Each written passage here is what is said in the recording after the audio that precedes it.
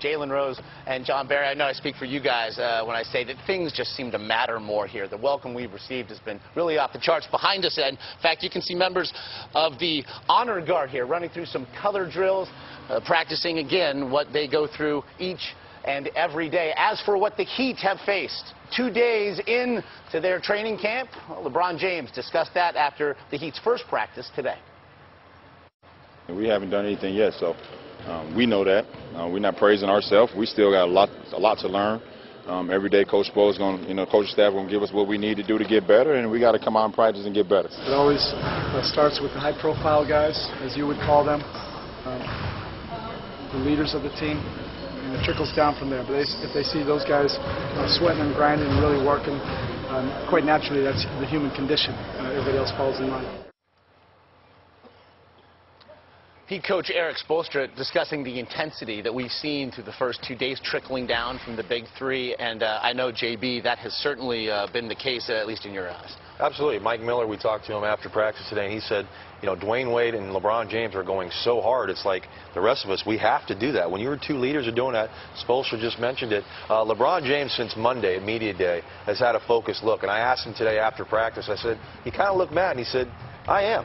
I mean, he's using this motivation. Anybody that said any bad things about him, Dwayne Wade, Chris Bosh, anything with the Miami Heat, he's taken it personal, and he's been nothing but focused and the vocal leader of this Miami Heat team in the first couple days of practice. The union of Wade and LeBron James is going to allow each player to become more of a complete player all across the board, rebounding, getting steals, getting blocks, being more efficient scoring. That's going to allow Chris Bosh to be effective, a guy that averaged 20 and 10 last year. The role players, all you have to do is exactly play to your strength. If you're a shooter, knock down open shots. You're a big, rebound, and run the basketball floor. So a lot of intangible things working in this team's favor. Look for big things, obviously. And I know, guys, we talked to Mike Miller afterwards, and he was discussing last night's scrimmage, really the first full press scrimmage that this team has really had together, and he was amazed at the passes he was getting from LeBron James. We asked him, how does it feel to be arguably the most important person after the big three? And he said, what you said,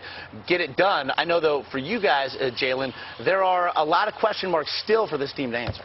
The bigs. Who's going to play center and give quality minutes on a nightly basis? You have Zydrunas Ilgauskas. You have Jamal McGlory. You drafted Pittman out of Texas.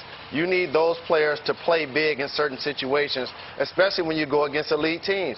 The Orlando Magic, they have Dwight Howard. The Boston Celtics, Kendrick Perkins, Shaquille O'Neal, Jermaine O'Neal, and Kevin Garnett. You play against the Los Angeles Lakers, Andrew Bynum, Pau Gasol. So that's the key, if they can get quality minutes from that spot. Yeah, and the bottom line is defense. I mean, you talked about the offense last night, but that's the last thing on the Miami Heat's mind. They barely scrimmaged. They didn't even put LeBron and Dwayne Wade together.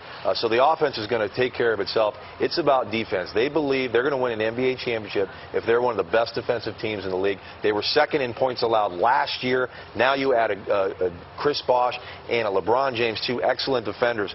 With the length, this team has the ability, no question, to be the best defensive team in the league. Jalen, we've talked a lot about the numbers. They will tell you in Adderholt Gym, directly behind us, that they don't care about the numbers. They just want wins. They just want that ring. But when you look at what we might see, especially out of James and Wade, in terms of scoring, I know walking back, the three of us were talking about the last 3 minutes of ball games, that this team may impact the last 3 minutes of an average game unlike any we've ever seen. No doubt about it. Wade will be up over 25 points and be more effective and efficient. LeBron James is going to be doing it all across the board. And every NBA game comes down to the last couple of minutes. And these guys will be able to finish games and get other players involved in certain situations. Very tough to beat when they're slashing, they're attacking, they're knocking down shots, and obviously getting to the free throw line. No, I mean, it's going to be they're unguardable. I mean, there's very few teams that can match up and guard these two great offensive players. And then we talked about Mike Miller, a guy that can spot up and shoot. He shot 48% from the three-point line last year. Eddie House can shoot the basketball. So to me, again, it comes down to defense, rebounding, and the center position. If they can shore those things up, which I do believe they can do, this team's going to be awfully, awfully good. I'm starting to really warm up to this Miami Heat team. Nice. We have seen, of course, a couple of days of drills, and you talked about unguardable. Maybe the only guys that can guard this team are these guys themselves. Absolutely. It's funny. There's a sign on the way out of the gym that says, please refrain from dunking or hanging on the rim. I think they're going to suspend that rule for at least the length of this week.